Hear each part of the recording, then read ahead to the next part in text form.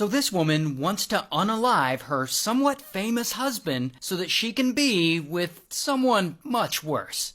Now the woman's name is Victoria, and she's around 30 years old, and she's living in Nevada, and one day she meets someone kind of famous. This guy, Aaron. And Aaron's around 45, and he's one of the hosts of this TV show, Ghost Adventures, where they go around to different haunted places looking for paranormal activity. And so Victoria meets Aaron, and she thinks he's kind of fine. And soon enough, they start dating, and they fall in love, and eventually they get married. And they have their wedding at the Haunted Mansion in Disneyland because, you know, ghosts. But anyway, things are going great for them. They're in love, Aaron is on a successful TV show, and it doesn't seem like anything could screw this up.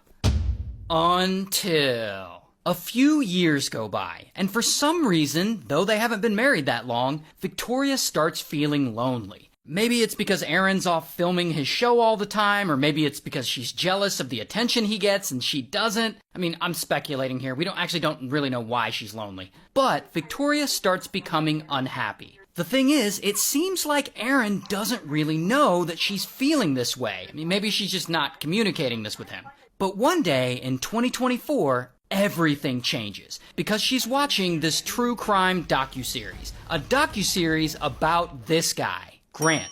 Grant is 35 and he's actually in prison right now.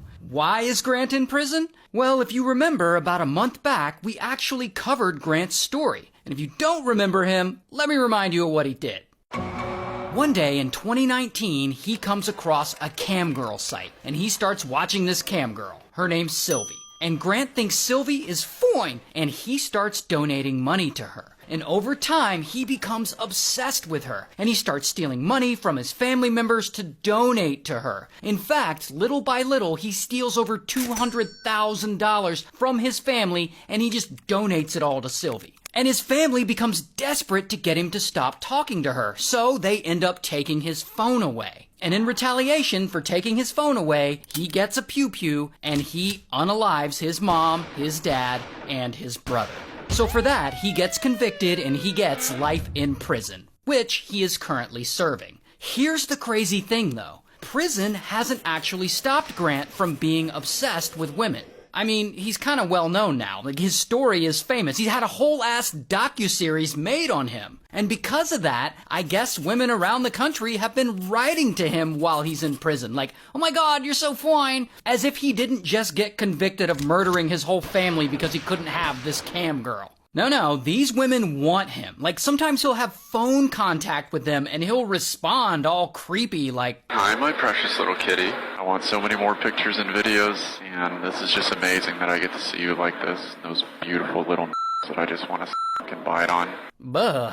So yeah, I guess in prison, he got game? Anyway, so back to Victoria. So in 2024, she watches this whole documentary about how Grant went crazy over a cam girl and unalived his whole family. And for reasons I'll never understand, she's like, oh, he seems like a nice guy. I really want to get to know him. And that is when apparently Victoria writes to Grant. And I assume he writes back. And soon they hit it off and they're communicating back and forth. And at some point, while in prison, Grant low-key gets a contraband phone, which is a cell phone that he would keep hidden because prisoners are not supposed to have cell phones. So he gets this phone, and he and Victoria start texting one another. And I guess over time, they really start liking each other, and they fall in love. Now keep in mind, she's still married to Aaron. So now she's having like a full-blown emotional affair. And she starts texting Grant about how she wants out of her marriage and how she'd rather have a life with him, while poor Aaron, who from the reporting I've read is universally described as a nice guy and a big teddy bear.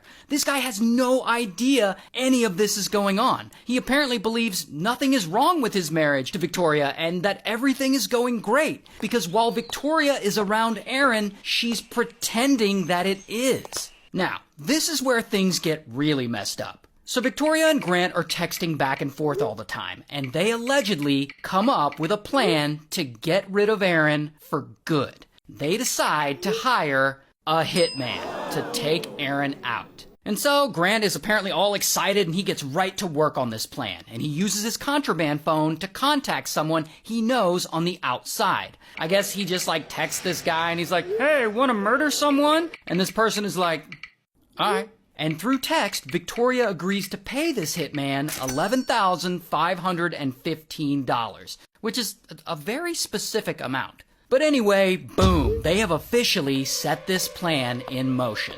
Meanwhile, in front of Aaron, Victoria is still pretending everything is fine and that she's happy in this marriage. Like on Instagram, she posts pictures of them together on a plane, while he's still oblivious. Like on their wedding anniversary, he posts a picture of their wedding saying, "2 years ago today, I got to marry my best friend. I'm so lucky to have you in my life." While at the same time, she's texting Grant, talking about the hit that they're about to pull off and saying things like, "I'm so anxious, Lolo. I just can't believe it's happening." And then she asks, "Am I a bad person?" While Grant's like, "Of course not, baby. Why would you think that?" And she's like, "Because I chose to end his existence, not divorce." And by the way, I didn't make these texts up. These are word for word what they texted each other. Anyway, so the date of the hit approaches, and Victoria and Grant and this hitman all make their preparations. And they allegedly tell the hitman they want Aaron to be unalived while he's out of state,